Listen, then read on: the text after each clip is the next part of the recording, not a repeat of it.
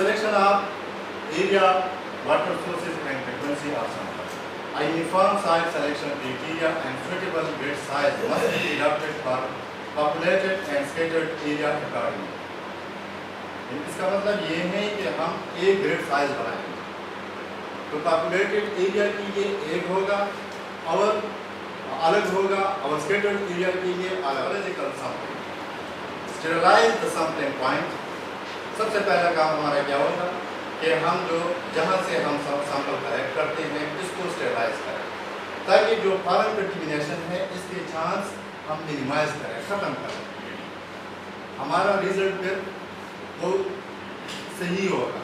अगर हम जहाँ से हम सैंपल कलेक्ट करते हैं और उसको हमने स्टेरलाइज नहीं किया तो हो सकता है कि हमारा सैंपल जो हो उसमें कंटेमिनेशन न हो और कंटेमिनेशन बाहर से हो, तो हम रिपोर्ट करेंगे कि भाई ये सैंपल जो है ना ये इसमें कंटेमिनेशन है, हालांकि हमारे सैंपल में होंगे नहीं।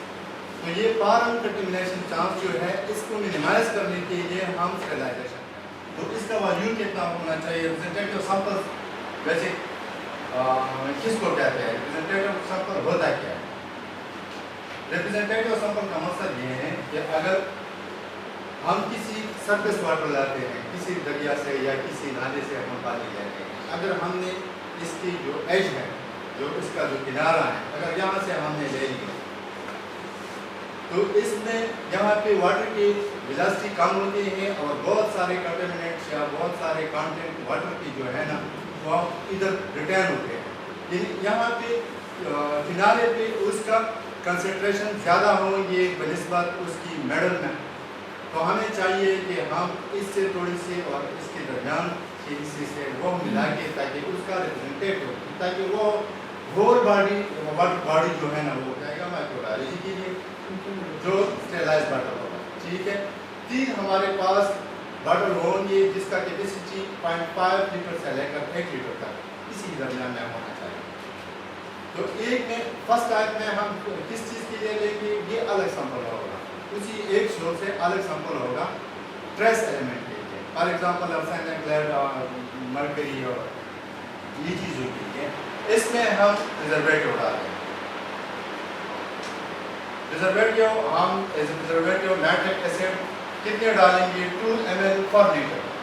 अगर हमारे पास 1 लीटर का बॉटल है तो हम कंसनट्रेटेड नाइट्रिक एसिड जो है ना वो 2 ml डालेंगे। अगर हमारे पास 500 ml बॉटल है तो फिर हम 1 ml डालेंगे। उसी हिसाब से हम इसकी प्रिजर्वेशन करेंगे। इसी तरह दूसरा किस्म जो है ना वो टाइप 2 वो नाइट्रेट के लिए है।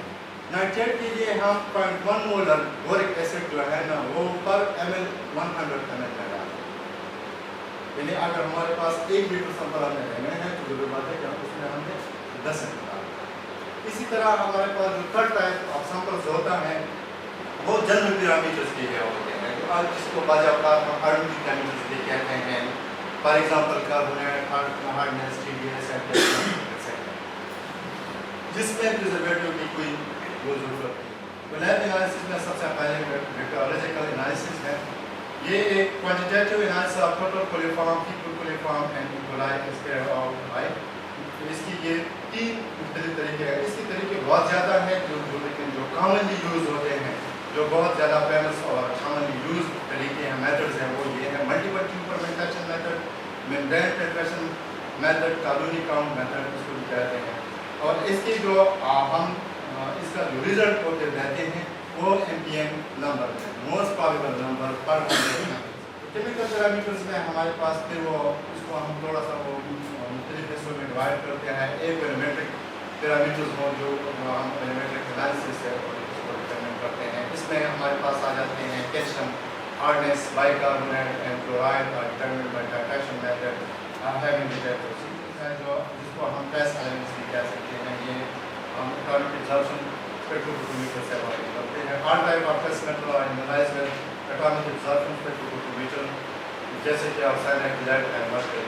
कंटेमिनेशन सोर्स है, यानी जिस एरिया का जो हमने वो कर दिया है वहाँ पे कंटेमिनेशन सोर्स का प्रोबेबल क्या हो सकता है, इसका रीज़न क्या हो सकता है, उस कंटेमिनेशन को हम किस तरह वो डिपेंड करेंगे, किस तरह बयान करेंगे, किस तरह एक्सप्लेन करेंगे कि भाई ये किस तरह और से हैं یا کیمیکل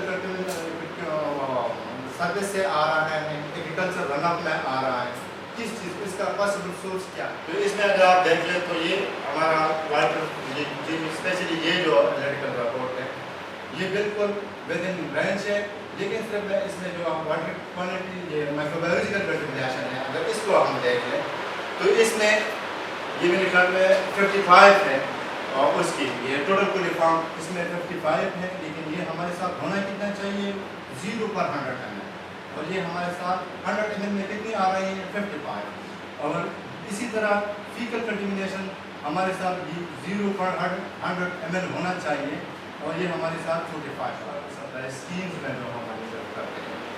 اب ایمرجنسی میں ہم کس طرح مانیٹر کریں گے, ایمرجنسی میں وہ کون سے پھر نہیں کریں, ہم تو یہ تو پاسبل نہیں ہے کہ ایک بندہ جو ہے نا وہاں سے پانی لے کے پشاور لے آئے. فار ایگزامپل جلالہ سے ایک بندہ یہ آتا ہے, یا جس طرح کے دوست آیا وہ لوگ جو ہے نا بیمار ہو جائیں گے اور اس سے ڈیتھ متوقع.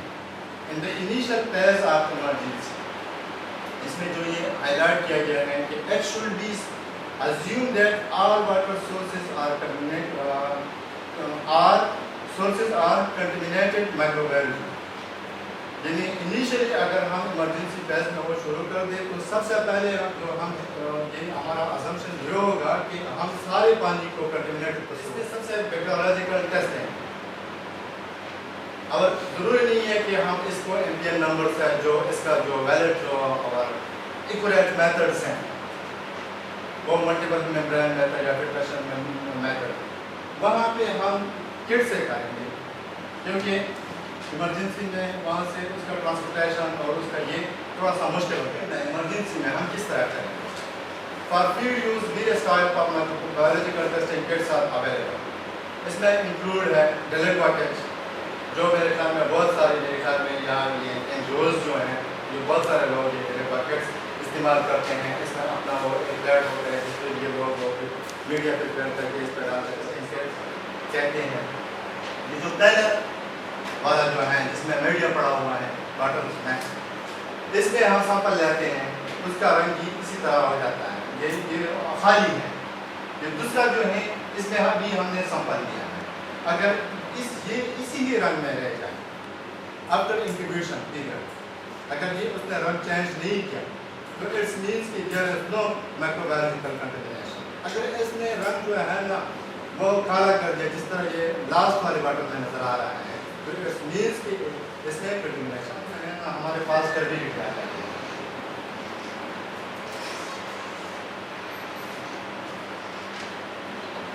Water with low turbidity chlorination is reasonably simple. Ideal turbidity should be equal or less than 5 mg/mol. As bacteria uses suspended material as a shield, therefore turbidity should be removed before chlorination. Turbidity ہم کیوں معلوم کرتے ہیں؟ یہ اس لیے اگر ہم نے آگے ٹریٹمنٹ کرنا ہے تو ٹریٹمنٹ کے لیے اسپیشلی آپ نارملی ہم کرتے ہیں کلورینیشن. تو کلورینیشن کے لیے ضروری ہے کہ ٹربیڈیٹی بلو 5 mg/mol. اگر یہ اس لیمٹ سے اگر زیادہ تو ہمارا جو کلورینیشن ہے وہ ان افیکٹو ہوگا. کیوں ان افیکٹو ہوگا؟ جو مائکروبس ہیں وہ اس پارٹیکل کے جس سسپینڈڈ پارٹیکل ہے وہ اس کا شیلڈ کو اپنے لیے بنائے گا. ایک قسم کے جس کو ہم وہ کیا کہتے ہیں بلٹ پروف, تو وہ بلٹ پروف کے طور پہ وہ استعمال کرے گا, وہ اس کو نہیں ہٹ سکتے کر سکتے. Chlorination is effective within 6.2 to 8.2 pH ہے. کلورینیشن اسی بھی پی ایچ رینج میں جو ہے ہمارے پاس ایٹ لو پی ایچ ہمارے پاس کیا ہوگا؟ ہائپوکلورس remains ionized with high pH unobjectable byproducts as humic acid, formic acid are found to decrease disinfection capacity of ECR. Electrical conductivity. تو electrical conductivity ہمیں estimate the amount of total dissolved salt or the total amount of dissolved ion. یہ supply ہے water quality monitoring